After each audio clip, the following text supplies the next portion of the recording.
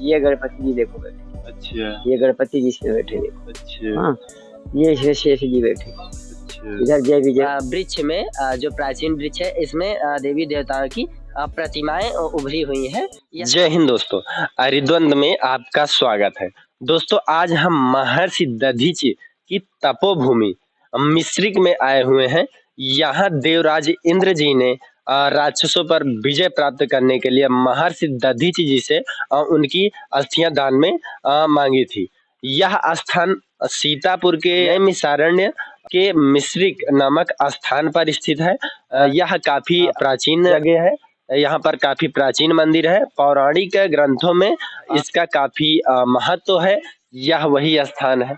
महर्षि दधीचि जी ने इसी कुंड में स्नान करके देवराज इंद्र जी को अपनी अस्थियां दान की थी। भगवान विष्णु जी के द्वारा सभी देवी देवताओं से यह कहा गया कि सभी तीर्थ स्थलों से जल एकत्रित करके इस कुंड में इकट्ठा किया जाए, जिसमें महर्षि दधीचि जी स्नान करेंगे और सभी देवी देवताओं का दर्शन प्राप्त करेंगे। इसके बाद फिर जो है महर्षि दधीचि जी अपनी अस्थियां दान करेंगे। शस्त्र बनेगा। उसी शस्त्र से राक्षसों का वध कर देवराज इंद्र जी विजय प्राप्त करेंगे। उसी समय का यह प्राचीन कुंड है। आप देख सकते हैं पीछे, यह काफी भव्य और ऐतिहासिक है।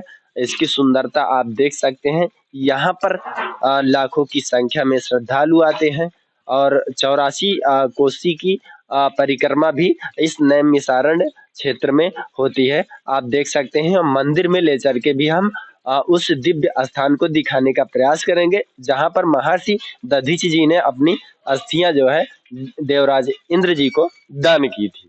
इसे जो है महाराजा विक्रमादित्य के द्वारा बनवाया गया था। उसके बाद महारानी अहिल्या बाई के द्वारा इसका जीर्णोद्धार कराया गया। दोस्तों यह महर्षि दधीचि का प्राचीन मंदिर है।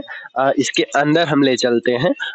यहाँ के पुजारी जी से जानने का प्रयास करेंगे कि यहाँ प्राचीन इतिहास क्या है। दोस्तों बने रहिए, आइए मंदिर में ले चलते हैं। यहाँ का इतिहास, यहाँ दधीचि ऋषि ने अपना अस्थि दान किया। तो दधीचि ऋषि अस्थि दान करके पश्चात ही विष्णु पद प्राप्त किया। दधीचि ऋषि यहाँ नर नारायण के मध्यम विष्णु के रूप में पूज्यमान हुए। दधीचि जी के शरीर से 4 वज्र बने। सबसे प्रथम गांडीव धनुष बना, जो अग्निदेव के पास है, जो द्वापर में अर्जुन को दिया गया, जिससे महाभारत का युद्ध लड़ा गया। दूसरा बना पिनाक। पिनाक माता दुर्गा को मिला। दुर्गा ने शुम्भ का वध किया। फिर उसको शंकर जी जनकपुर में रख दिया। वो सीता संवर में राजा रामचंद्र तोड़ा, जो धनुष दधीचि के हड्डियों का पिनाक था। तीसरा बना है सारंग, जो विष्णु के पास है, जो संसार की रक्षा करते हैं। चतुर्थ वज्र शक्ति, जो दधीचि के शरीर से बनी, वो इंद्र को मिली, जिससे उन्होंने वृत्तासुर दैत्य का वध करके अपना सिंहासन वापस लिया। ये 4 अस्त्र दधीचि के शरीर से बने। फिर दधीचि आत्मा जो है वो विष्णु से सम्मोहित हो गई। वही दधीचि विष्णु पूज्यमान। अच्छा, उनकी अस्थियां मांगने के लिए देवराज इंद्र जी आए थे, उसका क्या इतिहास? उसका इतिहास है, देवासुर संग्राम हुआ। अच्छा। देवासुर संग्राम में सारे राक्षस पराजित हो गए। अच्छा। तो सारे राक्षस पराजित हो गए तो विष्णु बोले, भाई अपने अस्त्र जो है ये कहीं पे धरोहर रूप में रख देंगे, कोई काम नहीं है। अच्छा। तो इन्होंने गांडीव, पिनाक, सारंग और वज्र देवता आके दधीचि जी यहाँ तपस्या करते थे नैमिष में, जहाँ इनको धरोहर रूप में दे दिया। बोले महाराज ये हमारी धरोहर रख लो, जब हमको आवश्यकता पड़ेगी फिर इनको ले जाएंगे। देवता काफी दिन लेने नहीं आए। दधीचि काफी दिन तक इनको रखे रहे। फिर इन्होंने मंत्रों द्वारा उनको अपने शरीर में लीन कर लिया।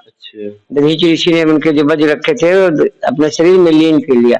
जब इन्होंने उनके शरीर अस्त्र लीन कर लिया देवताओं के, तो दधीचि के शरीर में शक्ति बन गई। नारायण कवच मधु विद्या का इनको ज्ञान हो गया। ये तपस्या करते रहे। देवताओं ने त्रेष्टा की यज्ञ चालू किया।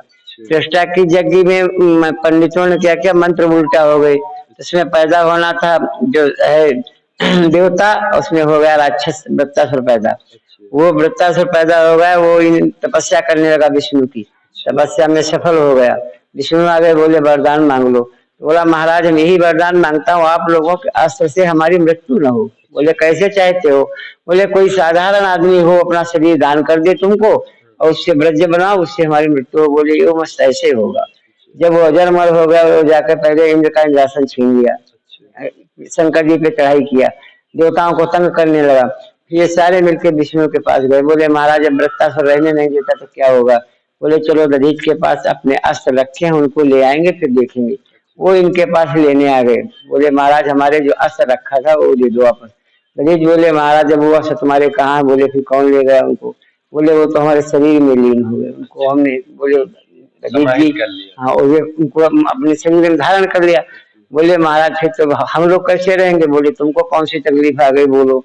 बोले महाराज ऐसा है वृत्तासुर हमको रहने नहीं देता, उसकी मृत्यु भी नहीं हो रही। बोले फिर बोले ऐसा करो तुम अपना शरीर इंद्र को दान में दे दो, हम यही मांगने आए हैं। बोले ये उम्र से शरीर अपना दे देंगे और हमारी शर्त एक पूरी करो। बोले कौन सी। बोले जो मृत्यु लोक, आकाश लोक, पाताल लोक, तीनों लोकों में जितनी नदियां हैं सबके जल से हमको स्नान करा दो और जितने देवता हैं सबके दर्शन करवा दो। विष्णु बोले इसमें कोई सी बात नहीं दधीच, हम सबको यहीं बुलवा देंगे, कहीं नहीं जाने। फिर दधीच जी के यहाँ पे ये फागुन पूर्णिमा को सारे देवताओं को, सारी नदियां आई, अपना जल लेके सारे देवता आए, दधीच को यहीं पे स्नान कराया विष्णु। हाँ हम कुंड मार। तो फिर विष्णु ने इनसे कहा दधीच जी देखो तुमने कहा तो हम सबको बुलवा दिया, आगे आएगा कलयुग कोई के बुलाए कोई नहीं आएगा, तो इसलिए तुम्हारे नाम से दधीच कुंड बन जाएगा। अच्छा ये माता अष्टभुजा है, ये कितनी प्राचीन मूर्ति है, ये तो काफी प्राचीन लगे। काफी प्राचीन है, जिसकी खुदाई हुई है बहुत प्राचीन मूर्तियां हैं। अच्छा हाँ ये मूर्तियों में ये देखने को मिलता है जो दधीच ऋषि ने अपना शरीर दान किया है। तो देखो ये गंगा जल से जैसे आप लोग कांवर लेके आते हैं तो उनकी प्रतिमा इसमें दर्शित है। इधर भी है इधर भी दिखेंगे। ये हजारों बहुत पुरानी।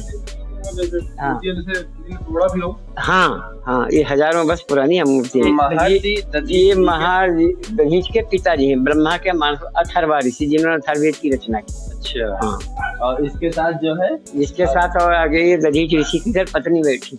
अच्छा सुरवचा ये राजा त्रिविंद की पत्नी है, राजा त्रिविंद की पत्नी है।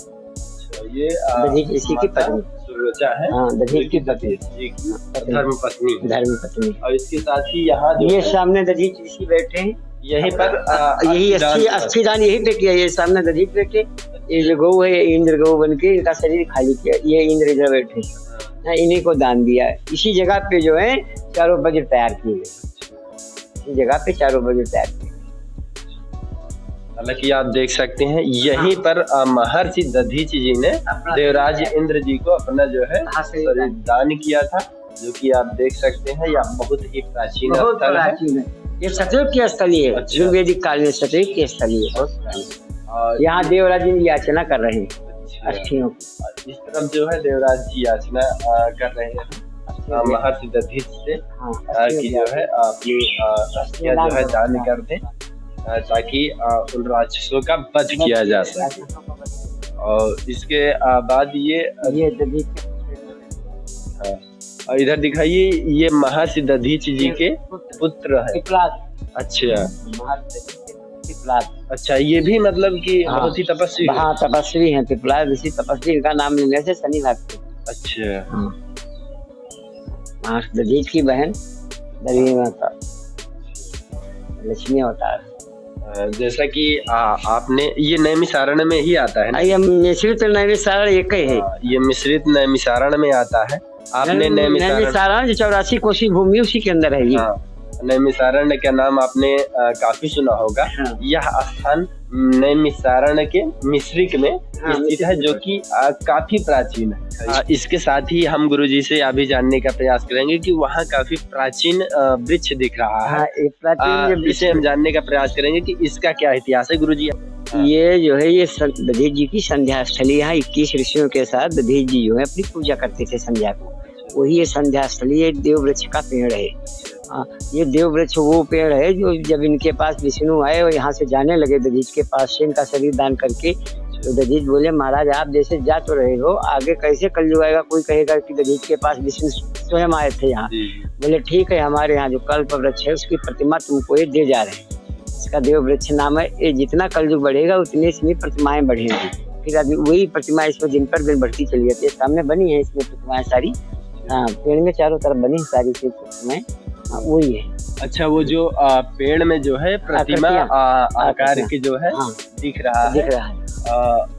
आप देख सकते हैं यहाँ से अच्छा, अंदर जा सकते हैं? हाँ, अंदर जाके देखो, अंदर जाके देखो। ये दिन ब दिन प्रतिमाएं बढ़ती हैं। आप देख सकते हैं। और ये जो मतलब ये कई अच्छा कई शिवलिंग जो है यहाँ पे, ये ऋषियों की स्थली है। जो भी तपस्वी ऋषि आते हैं ये उनकी स्थली है। ये देख सकते हैं गणपति जी बैठे, गणपति जी बैठे, ये लक्ष्मी जी बैठे। अच्छा लक्ष्मी जी, ये गणपति जी देखो बैठे। अच्छा ये गणपति जी से बैठे। अच्छा हाँ, ये शेष जी बैठे। इधर जय विजय, इन सारे पेड़ में जो देखोगे। अच्छा, ये वृक्ष में जो प्राचीन वृक्ष है, इसमें देवी देवताओं की प्रतिमाएं उभरी हुई हैं। यह दिन प्रतिदिन बढ़ती जा रही है। और यह भी काफी प्राचीन मूर्ति है। यह खुदाई के दौरान मिली? अच्छा, खुदाई के दौरान निकली थी। आप देख सकते हैं यह काफी प्राचीन स्थली है।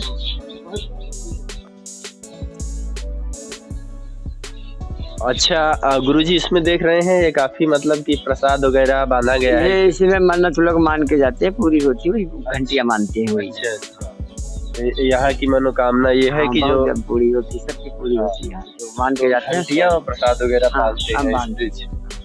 हालांकि ये वृक्ष काफी अलग पुराना है, काफी पुराना है, काफी अलग है ये वृक्ष। इसमें जो है पुष्प भी अलग प्रकार के दिख रहे हैं। पुष्प आते हैं, इसके पत्ते 2 बारी झड़ते हैं साल में। अच्छा। 2 बारी फूल आते, फल आते हैं। अच्छा। फूल भी इसके जो है अजीब टाइप। हाँ, आप वृक्ष दिखाइए। वृक्ष हमने पहली बार देखा है।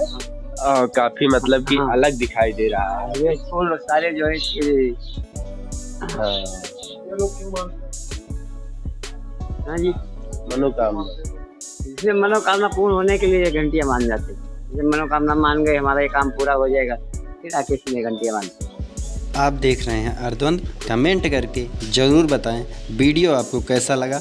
चैनल को सब्सक्राइब करना मत भूलें। जय हिंद दोस्तों।